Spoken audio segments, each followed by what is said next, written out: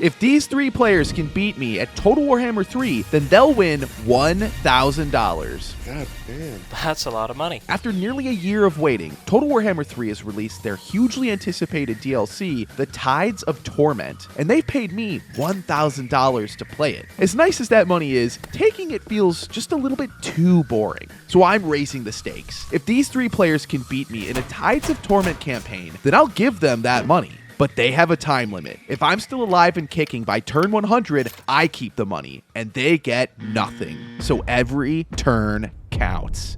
You guys ready? Yeah! This $1,000 match started off in the Southern Ocean with my faction leader, Aslan of the Sea Guard. The first thing I noticed about Aslan's campaign is that he starts with exactly 0 settlements. Not ideal when you're battling for $1,000, but I had to get myself on the map. So I took control of Aslan and attacked the island settlement of Tora Lesor, only to find out that I still had 0 settlements because the game forces me to give it away. In this DLC, Aslan can't hold a lot of cities. Instead, he builds outposts, which provide money and other important currencies, but they don't count as settlements. This is a problem because I have to have at least 1 settlement on the map at all times, or I'm eliminated and I lose that $1,000. The game does eventually let you take your first city, but as I soon found out, you'll never have that many. How many settlements do you have, Mac?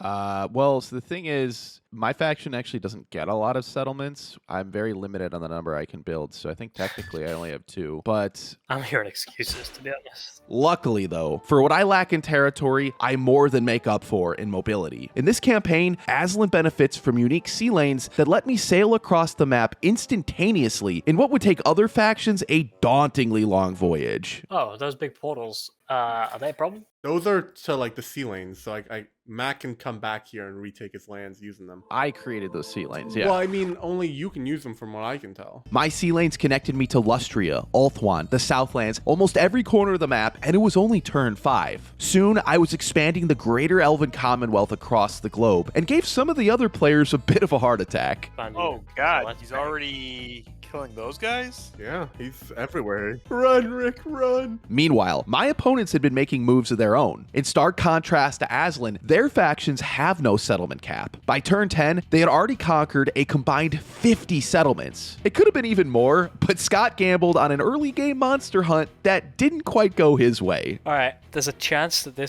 I just get fucked by this. There's a chance that it just spawns an army in. Oh no, why are you gambling? Why are you gambling? It spawned in. On the other hand, things were going much smoother for Deer and Rick, who learned some interesting things about their factions. Yeah, I gotta get my first pleasure palace and set up the dungeon downstairs. Excuse me, what? That's the name of my citadel building. Wait, did you find out? Is it actually called that? There's no way. Yes, it is. I am hovering over this icon on the top. Pleasure Palace availability. Be gentle with me, dear. I'm begging you. Tempting me with a good time is always a solid strategy, but it's not going to be enough to win them this game. They needed a plan. One thing, what I'm going to do is I'm going to try to exploit the sea lane to send the cultist over and set up shop over there at his lands. I don't know what you guys are planning. Anything? That hardly feels like a plan. Cultists can't really do much. Spreading corruption is annoying, but that's not going to win them the campaign. Hey, Mac, does your capital want some corruption? That's it? Really? See? Hardly a plan at all. And good thing too, because I had bigger fish to fry. On the other side of the world, my armies were ready for battle and awaiting their next action. The most obvious candidate was the nearby continent of Naggarand, but this was well within Rick's sphere of influence, and blindly invading another player's homeland can be dangerous. I should defer to caution and consider my options carefully. Hey, Richard. Uh-oh. He's gonna die. Oh my god. Bring it on. The first player battle of this campaign was on the horizon. This game is all gas and no brakes, baby. My intention was to turn the whole of Naggarand into an elven state. But to do this, I had to go through Rick, who had a very different vision for his part of the world. Rick's plan was to confront my army with his faction leader, the Mask of Slaanesh, and push me back into the sea from whence I came. In confident stride, Rick advanced on my much smaller army and prepared to enforce his Monroe ambitions. But what he didn't realize is that I'm able to recruit regiments of renown, powerful units that can be instantly recruited into my army at a moment's notice. Wait. He came. That just spawned an entire army. The fact that you can instant recruit all those units It's really... not instant recruit. It's regiments of renown. We all have those. With the click of a button, the hunter became the hunted. Fresh battalions of infantry, archers, and cavalry joined my ranks and turned the balance of power into my favor. Oh, yeah, baby. I got him. Oh shit. I'm trying to seduce your units, but it must not let me because I already clicked fight battle. Is this Legendary Lord? Yeah, this is my legendary lord. Starting out great. Good luck, Rick. The battle was predicted as a close elven victory with low casualties. And as the battle started, it definitely seemed like that would be the case because they blundered their deployment right out of the gate. Does he have infinite range? He does. He's got artillery. We should be in the forest, man. We should be in the forest. Get in the forest. Yeah, Actually we're on the retreat. defense. We're on the retreat. defense. Pull back. As they fled, I harassed with my cavalry, peppering the stragglers and even catching his chariots with my lord. I thought I took a couple pieces off the board early, but that wasn't entirely the case because Rick snuck Chaos Furies behind my line and slaughtered my Skycutter chariots when I wasn't looking. I don't think he noticed. We're about to hit him. Maybe. Oh, and they're taking damage. Yo, okay, yeah, I need these flying guys. By the time I realized they were under attack, it was already too late. The balance of power was now back to even, and if anything, it was Rick that now held the advantage. If I was going to win this battle, then I needed to get him out of the woods. My initial plan was to charge in with my ogres, deal some damage, and then run back to the safety of my archers, but this plan backfired spectacularly. At least on my flank, he's pulling out. About to kill one of his ogre bulls. Yep.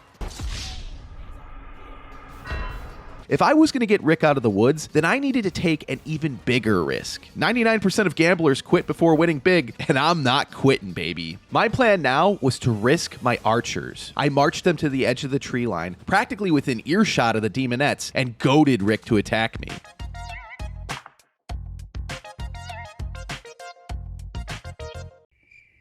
Get that motherfucker! Rick bit down on the bait like a hungry rock bass and charged out of the woods. Almost immediately, he encircled my right flank and made it hurt, but these were necessary losses. Rick's troops were now out in the open and exposed to my missiles and magic, which I used to devastating effect. We got another ogre bull. Oh, fuck in there. Oh, that hurt. Yeah, that hurt actually pretty bad. The balance of power inched its way in my favor, but that inch was about to turn into a mile. In the south, Rick's unshielded, unarmored demonettes were caught in the middle of my archers. I pounded him with volley after volley, an endless hail of arrows that melted his demon horde into oblivion. By the time he realized what was happening, his demonettes were already gone. Am I the only one with melee left? You're the only one with anything left. The balance of power was now unquestionably in my favor, and this battle was over. Why we didn't just start in the fucking forest? Yeah. I think if we didn't, we would have won. I think, yeah, that battle was actually really We need to make sure we fight in forest biomes. Just do that and we're fine. Well, I'm dead, so good luck, gentlemen. I'd like to say that he was joking, but Rick's fortunes looked bleak. His faction leader was the only army he had protecting his northern border, and without him, nothing could stop my advance. I captured his undefended cities of Pahawks and the High Sentinel, and at the same time, opened a second front in the south with a whole new army that Rick never saw coming. Evacuate, Why'd you evacuate. get down south of me? How is he already there? Jesus Christ. How is he expanding all over the place? I started to wonder if Scott and Deere would intervene, but they didn't have a lot of incentive to because Rick's elimination would mean that they'd only have to split the pot 2 ways instead of 3. One less share, right? Yeah, Deere viewers, Scott and Deere don't have to be model teammates. They can let Rick die so that they pocket a larger share. But it is a thin line, because if they trim their team too far, then they risk their chances of winning altogether. And remember, if I win, they get nothing. It was an easy decision for Scott the scumbag. Hey, let's just get Rick out so we get extra money. But Deere wasn't so willing to cast his teammate aside. But you know what? It's time to have some fun as well. Come on, Mac. Surprise. I mean, how? Wait, Deere, how did you get here? What? The cult? I thought cults just spread corruption. Turns out they're teleporters, and Deere can use them to whip around the map whenever he damn well pleases. In one turn, he teleported his legendary lord from the hinterlands of Cathay all the way to my capital city. So you can teleport? It Yeah, the cost me cult allows you to 5K. teleport. It destroys the cult though, and yeah. Wow. It's okay. Well, I'm going to have the comeback of the century here. Holy shit. The odds were stacked against me, but I wasn't giving up. I had walls and towers that were more than capable of decimating his army. But what I didn't account for was Takala being completely cracked. I right one of those guys with the fucking cap. I got wind right up front. Oh my god, that was perfect. Oh my god, I just like wiped out his spearman with a one vortex spell. Oh my god. Woo. Yo, his lord just took so much damage. That's insane. She's literally not taking any damage. I've got archers, I've got my axemen, and I've got my lord on her. And Oceanids, they're literally doing nothing. Takala has 6 arms, 6 weapons. Come on. I tried everything to stop her. My lord, Oceanids, barricades, towers, nothing even scratched her. She carved her way through my men like they were warm butter. Wow. How does it feel? Well, there goes my capital. I mean, she just fucked me. I was warning you about the... I mean, it wasn't even close. It was just a slaughter. Yeah, I gave them all an arrow defense that just let them steamroll past your guys. Wow, that was tier 3 capital just gone. Wow. Well, I mean, at least I don't have to deal with that bullshit now. But damn. Until I find your next capital and put a cult in there. My capital city was gone. A painful first strike from the Deer Shark. Thankfully, I still had 2 other cities that were keeping me in this game, but that won't be the case forever. It's only turn 16. They have more than enough time to find me, and if they do, Takala is just 2 teleports away from knocking me out. Hey, Rick. Yeah. We're not teammates, obviously, but I am willing to go to peace with you, because if their plan is to kill you to try to, like, I don't know, lower the amount of money that they spread across all 3 of you, I would prefer that we go to peace, so that way they would have to try to kill both of us to get it rather than, you know what I'm I'm saying? not going to peace with you. All right, well then go ahead and reject the deal. All right, well, Rick Tried is- to offer me peace, guys, so he's afraid. He just pulled me into a side chat and tried to beg me for peace. beg, Trying to beg for trying peace. to give me a Rick has just resigned himself to death, and now I'm gonna make sure that I get in there nice and good and f him so hard into the dirt. Boy, that escalated quickly. I guess peace was never an option, but it's fine, because it was time for a new focus. Operation Buck Hunt. If I could eliminate deer, then my cities would be safe. No more teleportation threats, no more risk of dying. What was even more appealing about attacking deer, though, was the fact that his best settlements were along his coast and were practically begging to be attacked. A quick 1-2 punch on these bad boys, and he's done. Very Mac is confused. sending his armies over towards me. Up, 4th army that just appeared. 5th army just appeared. 6th army just appeared. 7th army I just think appeared.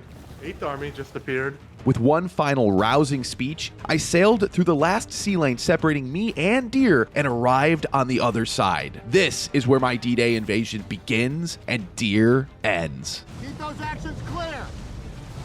I'll see you on the beach. It's a D-Day invasion, baby. Good luck, deer. Good luck. Woo. I mean, he just doesn't really have anything. Surprise, motherfucker. Wow. An ambush already. Do you want to fight it or? Yeah, we're fighting it. The first battle of this D-Day invasion was at hand, and things were looking good. I was being ambushed, but the battle calculator still predicted me to win because I had a stupid buff on my side. I'm just going to tell you guys, you're not going to kill my lord. You want to know why you're not going to kill him? If you Yeah, click on his stats, 113%. 113. you cannot kill Sorry, him. what? Sorry, this is broken. This is some bullshit. This is some bullshit. You can't kill him. For 15 straight minutes, my lord beat the piss out of Deer's army until he finally realized the futility in his efforts. Boy, did that feel good. So you're just gonna win off that bullshit. By combining rare items and visiting a unique sea location, my lord had achieved a whopping 113% physical resistance.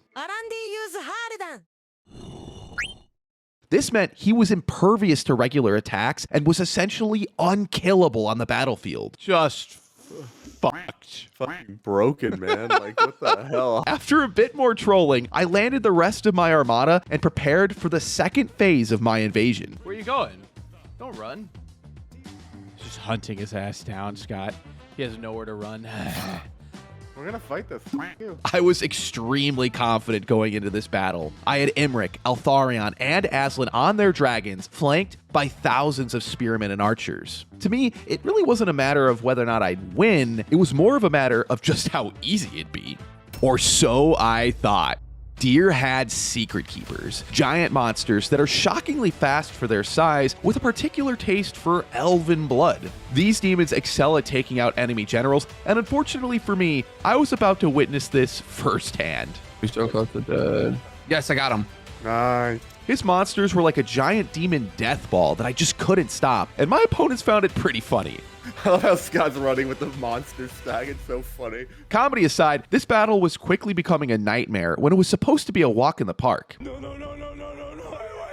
Luckily for me though, dear viewers, I still had an entire third army in reserve. While our main armies had been duking it out, my third army had slowly taken the field and was now ready for a final attack. In one massive push, I sent Aslan and his legions forward, targeting the secret keepers with my archers and picking off the stragglers with my dragons. They put up a tough fight, but it was not enough to stop my victory. Imric's army and the other army are like just almost wiped out. Yeah, they're almost dead, but not as dead as you. As we loaded out of the battle, I took stock of what had just happened. 2 of my 3 armies had sustained a 94% casualty rate. Altharion was dead, and Imric was without an army. But I mean... A win is a win. A win is a win. I don't care what y'all say. A win is a win. I was a little concerned, though, because this wasn't even Deer's best army. That was still Dakala, who over the last few turns had slaughtered my northern armies. You just f***ed up, though, on that one army. Oh. Bitch. At the start of my invasion, I sent a small detachment towards Deer's northern coast. My hope was that these settlements would be undefended while he confronted my main attack to the south, but my overconfidence got the best of me. I think Deer, little old Deer bit off more than he could chew. He's like, oh yeah, I could give him some missile defense, as if that's gonna stop me. You just f***ed up, though, on that one army. Which army? Oh. Bitch. Oh. In one decisive strike, my northern front was annihilated. With his northern border secure, Deer sent Dakala back south to rejoin the rest of his defense. This wasn't ideal because I was still recovering from the battle that we just fought a few turns ago and wasn't ready for another round. But events were in motion that could not be undone. Oh, I think it's just dead. There's no way I could win. Well, shit. You forgot she was linking around the whole time. I did not realize she had movement range. Wow. That sucks. Oh, I love it, man. I love it. It was at this point that I started to have doubts. After all these battles, Deer still had 2 full armies left, whereas I had been whittled down to just a handful. We were also in Deer's territory, so he could replace lost units while I really couldn't. With my losses mounting, it was going to take a decisive win to turn this fight back into my favor. So who better to carry out this task than a Randir, my 113% physical resistance Chad God. I summoned his butt to the front lines, merged units into his army, and made my attack. Surprise, motherfucker. I mean, I want to laugh, but this is actually just so dumb.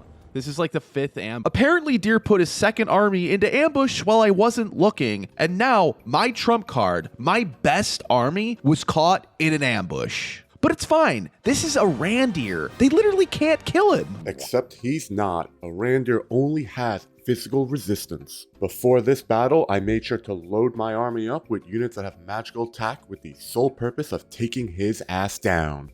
Better luck next time, Mac. No. Hold on. How is he taking damage right now? This game fucking sucks. Nice army losses. Good. That means I think his main lord is left. Well, that sucked ass. My best army slain in less than 5 minutes. But I didn't even have time to mourn a Randir's death because Deer switched Dakala into stock stance the second the battle was over and immediately ambushed me again. All right, guys, we're fighting again. Within seconds, another one of my armies was annihilated. I think my glorious invasion is over. A couple of ambushes. No, like legit though, a couple of ambushes, just massive tide shifters, no pun intended. My invasion was over. There was no way Aslan could win this on his own. I was barely winning fights when I outnumbered Deer, much less when he outnumbered me. So to save myself from further humiliation, I selected Aslan and disbanded him. This fight was over. Wow, my invasion was just annihilated. My land has returned to its rightful owner. I just got shellacked. As kind of expected, honestly. Expected? I thought you had no chance. That invasion could not have gone any worse. My armies were dead and my economy was in ruins, but the worst part was that my fear factor was gone. Deer knew his armies could beat me now, and with my lords dead, a protracted war with him didn't seem like a winning option. I needed a more diplomatic approach. As they say, the pen is often mightier than the sword. I mean, just remember, guys, you don't have to kill me. I mean, I'm already basically dead. You could kill each other and Yeah. secure a Too bigger late chunk. for that. No, he's Nah, that ain't happening, man. The pen shit. Whoever said it's mighty was a liar. I'm on my own in this 3v1, whether I like it or not. I'm a lone wolf. There was a silver lining to my disastrous defeat, though. I had money again. That happens when all your soldiers are dead, and I needed it more than ever because I was falling behind in this race. Scott's empire now extended across a vast area, ranging from the northern wastes all the way to the hinterlands of Cathay. He hadn't done much in the player war so far, Scott, you've done absolutely nothing in this 1v3. but slow and steady often wins the race. Meanwhile, Rick was trying to get himself back into this game. His plan was to initiate the Reconquista, but before he could, he had to step away due to scheduling issues. You'll be missed, Rick. Well, he's gone. Subbing in for Rick is the newest leader of the Mask. Welcome, Soda Pop. All right, cool. We're good. Now everybody take their pants off. We can resume. What the fuck? Soda entered the game at a desperate time. His legendary lord was dead, and his empire, if you can even call it that, consisted of a whopping 3 settlements. However, lucky for Soda, he was not my main focus. That was still Deer. Slowly but surely, Soda retook his lost territory while I was getting my butt kicked. Eventually, he restored his dominion over the entirety of the Western Hemisphere. I mean, he did successfully kick me out of Lustria. Nice work. As you can see, things were going from bad to worse real quick. I needed to reverse my fortunes and fast. My plan was to avoid fighting other players for a while and instead expand into desolate areas of the map untouched by the Anti-Mac Alliance. Using my sea lanes, I teleported to the northwest corner of the map, miles away from any other players, and surely a safe haven from which I could anchor my comeback. Unfortunately though, Deer had other plans. Oh, hi, Mac. Over the last 15 turns, Deer had expanded his cults across the globe and now infected dozens of settlements. These outposts were like tingles on a web. When I would get close, Deer could see what I was doing, teleport over, and cut me down in a single turn. Oh yeah, I'm having a field day in his lands. Don't worry about that. Up here? Maybe. Oh. Maybe. Don't worry about it, Mac. These lightning strikes were impossible to stop. He destroyed Naggarand, my outposts on the donut, and even my island stronghold in the middle of the ocean. By turn 55, I only had settlements in the Southlands, but eventually he'd come for those too. It would take a true doom stack if I was to have any chance at putting his legendary lord down. I would need magic, high-level heroes, and my best units for that fight. Building a god-tier, Avengers-level threat Doomstack became my sole mission. This strategy shift could not have come at a better time either, because on turn 60, a new win condition reared its ugly head. On turn 60, which is this turn, if your legendary lord dies, is defeated in battle and his army is gone, whatever it is, you're instantly eliminated. Now, it needs to be done by a human player. If your legendary lord dies, the AI doesn't count. But if someone kills your legendary lord or mine or whatever, instantly eliminated. So if you guys kill my lord, game's over. As you just heard, dear viewers, from this point forward, each player's chance to win is tied directly to their legendary lord. If Aslan, Takala, the Mask, or Sail are defeated in battle at any point moving forward, they are instantly eliminated from this game. That's fucking crazy. Oh shit. This new rule fundamentally changed the course of this war. Deer whack-a-moling my settlements was going fairly well for him, but there wasn't that much time left in this game. I still had a lot of settlements in the Southlands, and 40 turns might not be enough to destroy them all. But I don't know if you guys saw, he has no units. Who? He just has his heroes and him and his lord Aslan, like over here in the coast of Africa. How long do you think it would take you to send a good army down here for us to 3-bang them? Do you have a cult anywhere near? I have one at Orion's camp, and I have one in the south. Oh, yeah, I would do that. I would start rotating that Orion's camp. On turn 66, Dakala phased into my lands with one goal in mind. Fucking Aslan. This was a problem. Aslan was still nowhere near ready for a final showdown like this. His heroes were low level, and I needed more items. I couldn't run either. Deer had another army to my north, and so it seemed to me like this would be my end. My cheeks clapped yet again at the hands of Dakala. But if this is to be my end, I would have them make such an end as to be worthy of remembrance. except her attack never came. Who the fuck just prevented my... why is Dakala not able to move anymore? Scott? Are you really doing this, Scott? What? It's not me. According to some Googling, Dale's campaign mechanic for not movement is called No Rest for the Wicked. Aisling does not have something like that. I don't have something like that. Deer doesn't have something like that. What do you mean? It's unreleased DLC. How do we know what he has? Creative Assembly has released tons of stuff about it already. They've been putting out blogs about all this stuff. It's like, introducing, this is the lore, and this is what they'll be doing. So why'd you do it, Scott?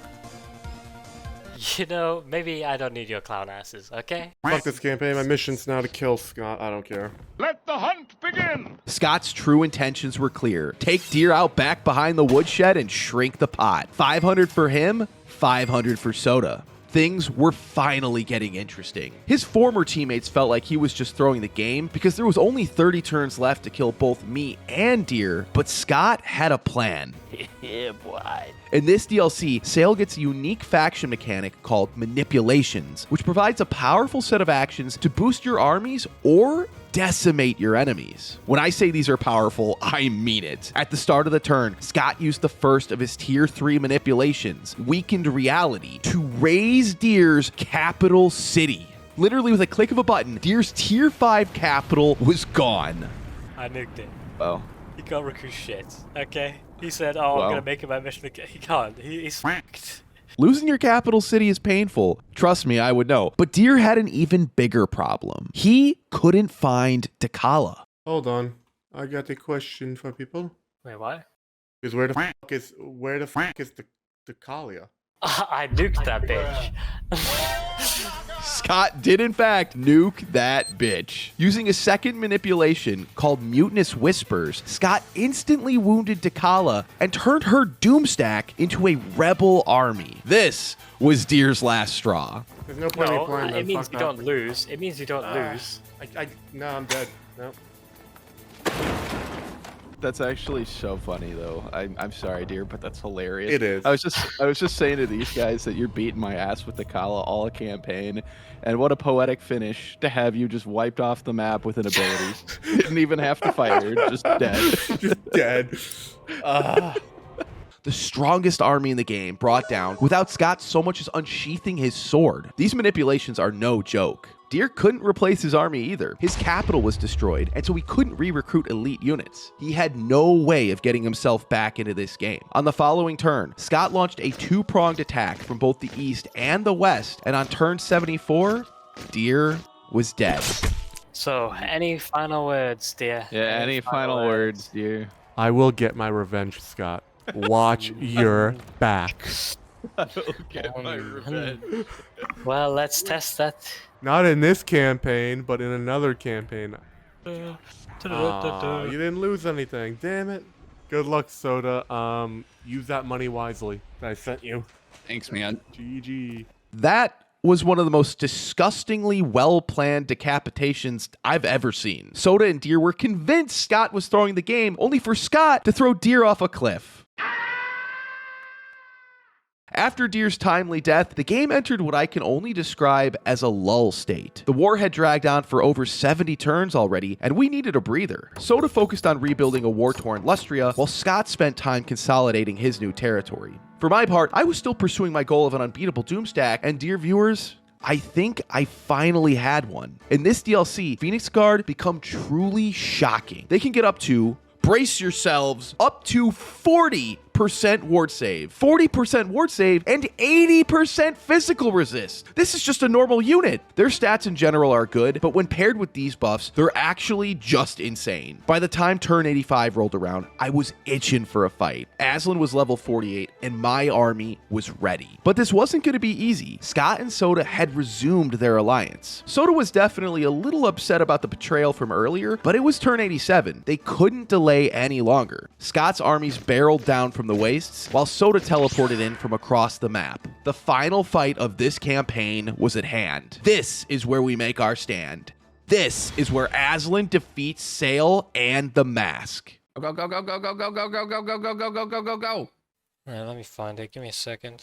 Go, go, go, go, go, go, go, go. No, no, no, no, no, no, no. Why is there just a Winds of Magic drought in here? Yo, Mac, let me You go kill him real quick. motherfucker. Let me You go, motherfucker. Mac, give me a second. Let me go kill him. Get out the way real quick. Wait, what's happening? He can't move. Get on my way. Let me go kill him real quick. Are you fucking kidding me? Are you fucking kidding me right now? Are you fucking kidding me right now?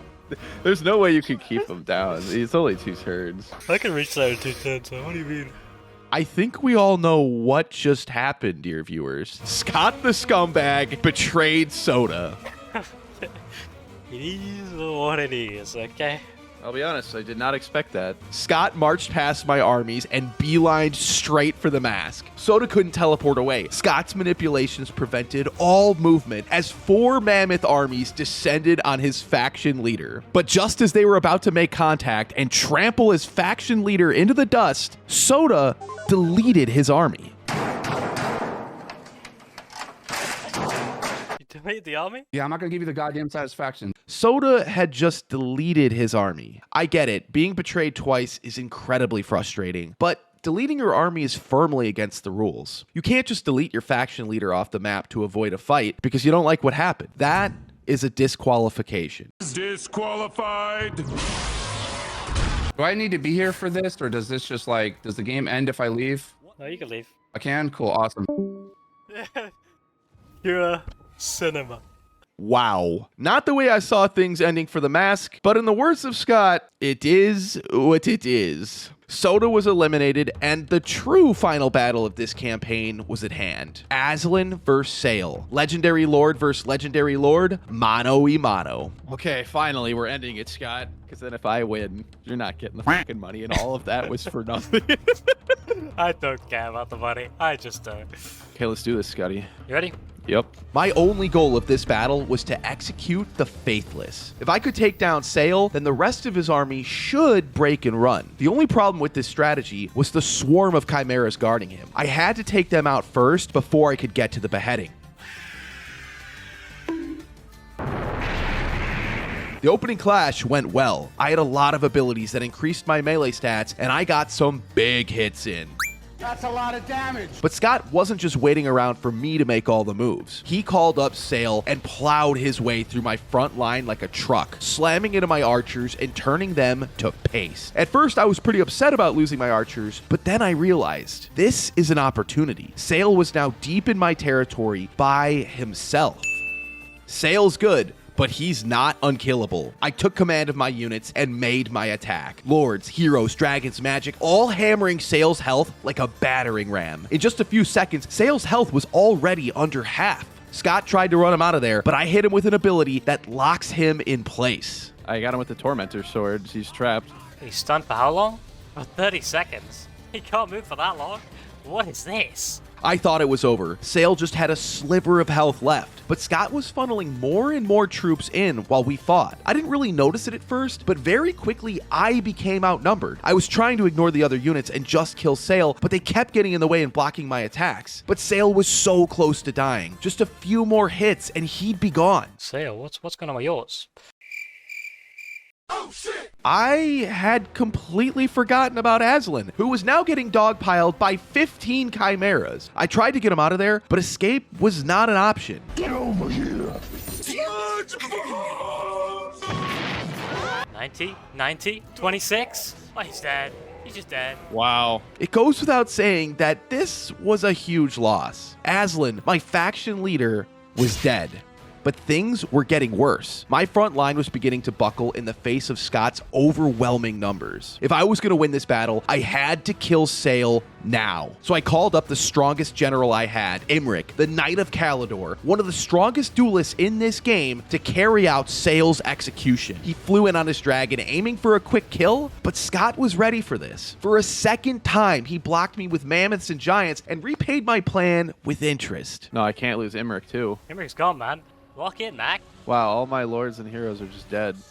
There was no coming back from this. My lords were dead, my heroes were dead, Imric was dead, and my chances of winning were dead. So, Mac, I'll send my PayPal in the mail. Thank you very much. It was great doing business with you. The battle technically wasn't over, but my Phoenix Guard faced insurmountable odds. For almost 10 minutes, they fought mammoths, chimeras, and giants with swarms of infantry and fought to the literal last man. They're Ball fighting them to the last man. Yeah, ball them up, man. I'm trying to blow them up here. Oh god. Oh god. The pox of Nurgle. It's gonna explode. Bum, bum, bum, It's bum, just bum, gonna bum. pop like a pimple. Oh. And with that vile explosion, the battle was over.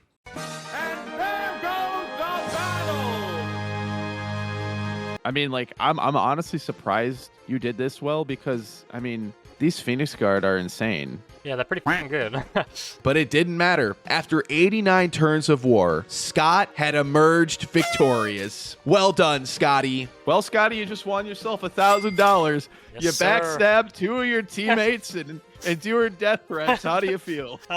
Worth every second of it. Well, you know, you said it wasn't for the money, and yet you still got the money. What's the best part of this? Is it the money or the fact that you burned 3 bridges? Oh, the rage. The rage is worth more than $1,000. Drinking their tears will help me sleep well tonight. Well, I mean, if we learned anything, Sail the Faithless is insanely powerful. Yeah.